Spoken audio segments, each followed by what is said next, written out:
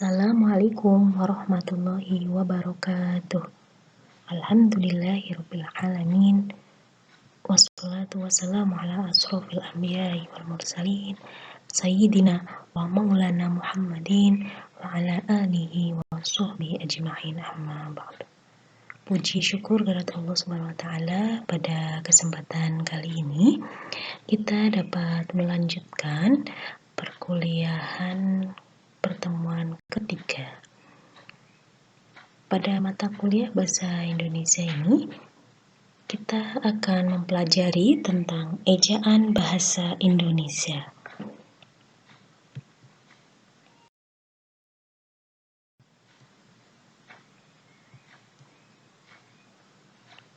Ejaan bahasa Indonesia, kita akan mempelajari pengertiannya terlebih dahulu.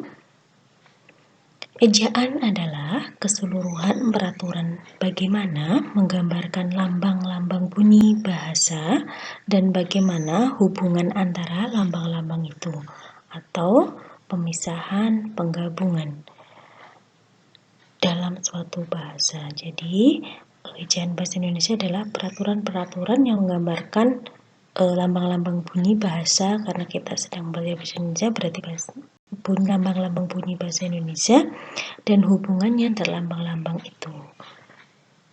Lanjut.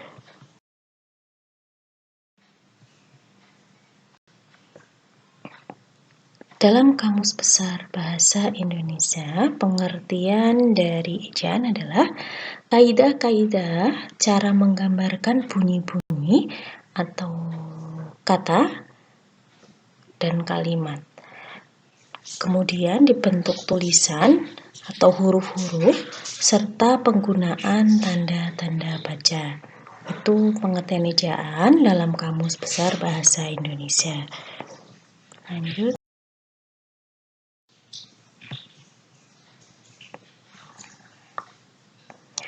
Kita akan mempelajari tentang ejaan bahasa Indonesia.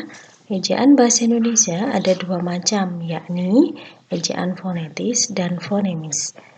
Yang pertama, ejaan fonetis adalah ejaan yang berusaha menyatakan setiap bunyi bahasa dengan huruf setelah mengukur dan mencatatnya dengan alat pengukur bunyi bahasa. Kemudian yang kedua, ejaan fonemis. Ialah ejaan yang berusaha menyatakan setiap fonem dengan satu lambang atau huruf, sehingga jumlah lambang diperlukan tidak terlalu banyak jika dibandingkan dengan jumlah lambang dalam fonetis.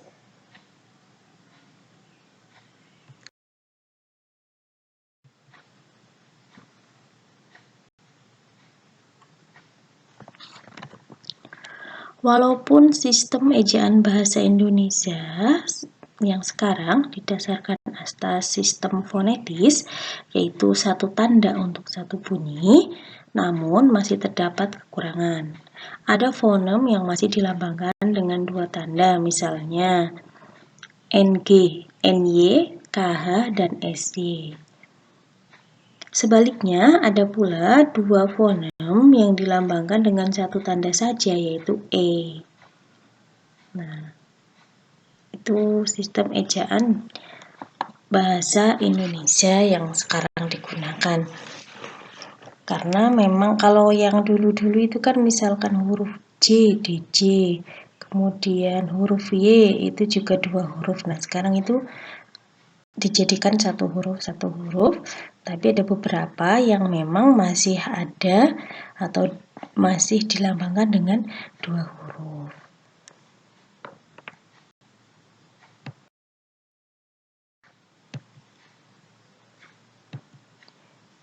Oke, sistem ejaan yang dipakai di Indonesia yang pertama, ejaan Avanosine.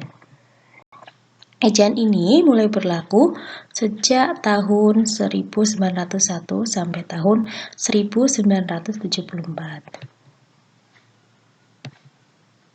Ejaan ini merupakan warisan dari ejaan bahasa Indonesia Melayu yang menjadi dasar dan asal bahasa Indonesia.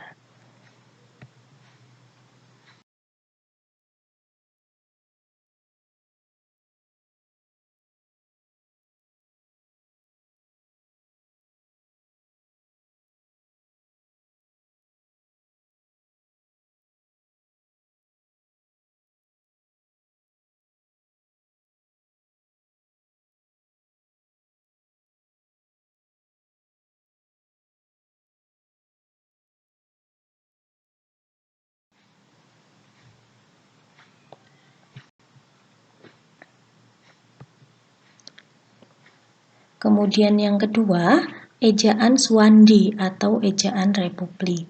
Ejaan ini mulai berlaku sejak tahun 1947 sampai dengan tahun 1972. Yang ketiga, ejaan bahasa Indonesia yang disempurnakan. Ejaan ini mulai berlaku tahun 1972 sampai sekarang. Ejaan ini sering disebut dengan ejaan yang disempurnakan atau EYD.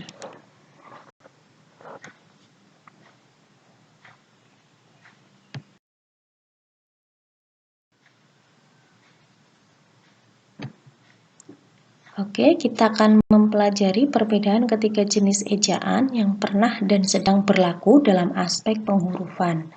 Dapat dilihat dalam tabel berikut. Nah, ini ejaan pertama, kedua Swandi, kemudian EYD yang terakhir. Nah, ini huruf J, kalau Swandi juga J, EYD yang saat ini ya Y. DJ, DJ, J. NJ, NJ, NY. SJ, SJ, SY. Nah, huruf C yang saat ini kita gunakan itu dulunya TJ. Kalau dulu pakainya CH, sekarang pakainya KH. Kemudian Z, ya, Z tetap Z ya. Nah, kayak nama saya ini kalau yang CH itu dulu berarti kalau tahun itu kan CH itu digunakan berarti sampai tahun 1974. Nah, mungkin pegawai yang menulis nama saya itu pas di kartu lahir itu memang lahirnya kan tahunnya segituan ya. Jadi masih menggunakan CH, seharusnya kan KH. Kemudian huruf F. Nah, Swandi nggak ada. Nah, di EYD F. Kemudian V, OE menjadi U, terus menjadi UE, double ya, EE. Swandi E, yang EYD juga E1.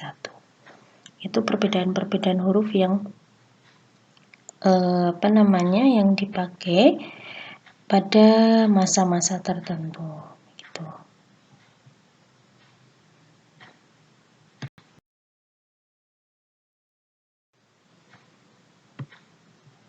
Adapun motifnya ya, lahirnya EYD adalah yang pertama, menyesuaikan ejaan bahasa Indonesia dengan perkembangan bahasa Indonesia. Jadi mengikuti perkembangan. Kemudian yang dua, membina ketertiban dalam penulisan huruf dan tanda baca. Biar lebih tertib dan lebih enak, lebih mudah dihafal sebenarnya kalau terutama bagi anak-anak yang memang baru memulai belajar menulis ataupun membaca.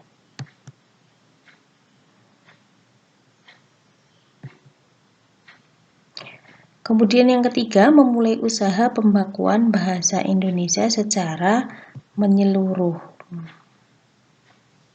Jadi memulai usaha pembakuan, jadi harus ada pembakuan bahasa Indonesia secara menyeluruh, baik tulisannya ataupun kata atau kalimat tertentu yang memang harus dibakukan, kata tertentu yang harus dibakukan. Kemudian yang keempat, mendorong pengembangan bahasa Indonesia.